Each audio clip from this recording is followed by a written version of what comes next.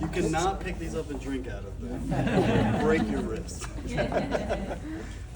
Thanks everybody for coming out this evening. This is a really great turnout, so very much appreciated. My name is Kodi Thompson. I am the manager at the Morean Center for Clay in St. Pete, Florida. I'm here with a crew this evening. Actually, I've got a bunch of artists in residence here from the program. I've got my girlfriend Zuzu, so thank you all for the support and traveling out here with us. So about the work, I'm going to talk a little bit about just like the technique of how I make these pieces, because that seems to be what most people are interested in.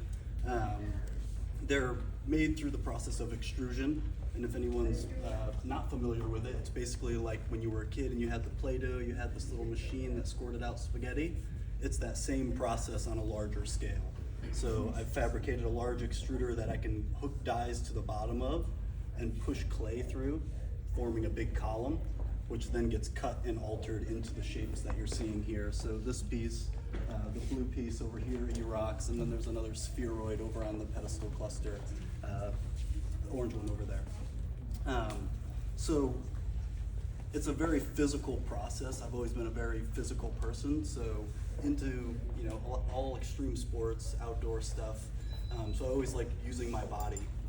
So the process of making this large, heavy work using this big machine that I fabricated with steel, welders, all that stuff is all very interesting to me, and I just like to be moving. I'm just always moving. So if it involves using my body, twisting, bending like the clay itself, I'm into it.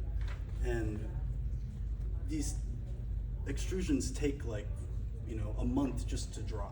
So it's not something that I can just, I don't sit down at the wheel and make a pot, put a handle on it the next day. It's a much longer process. So I'll create them, cut them, alter them, dry them for a month, fire them from anywhere from 3 to 4, 5 days, glaze them, and then fire them for around that same time. So it's a much slower process. And I think with that, I get to interact with the piece a lot, and I see a lot of light shifting as I'm working with them and moving them around my studio as I'm working on other things.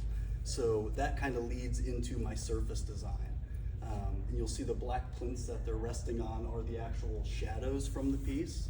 So I'll cast the shadow, trace that onto a piece of wood, cut that out, paint it black. Just as one, to make the connection between the piece and the pedestal a little more fluid. It's not as harsh of a line. And then two, to kind of mimic that piece in a way that people can make that connection to like a drop shadow, which references back to graffiti and street art, which was a big influence for a lot of my work early on. And there's some of that influence in this work as well, but it's become much more abstract. Most people don't pick up on graffiti references immediately, but sometimes people can catch it once in a while. Any questions? Yeah, I always like to open up for questions. For So these guys didn't get questions, so you're in the hot seat. Oh, okay. How are you okay with this being cracked? I mean, this is ceramics. Mm-hmm. Yeah. Why is that okay? Yes. So I already know the answer, but it's just loaded. So yeah. So a lot of people that are working with extrusions are working with them hollow. So a lot of the time it's a hollow form.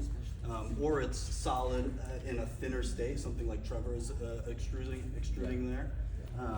I'm using, I don't make them hollow, I extrude them solid. So there's all this extra clay within the piece that I have access to.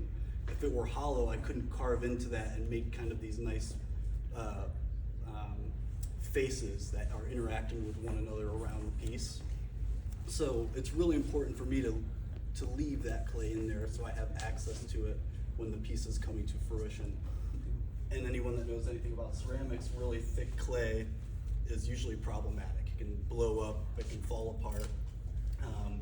To me, that's showing part of the process. So that's really important for me, because it can hint at, for people, it can hint, hey, this is a solid piece, this isn't a hollow structure. So that reference to the material and what it goes through during its finishing processes is also really important to me.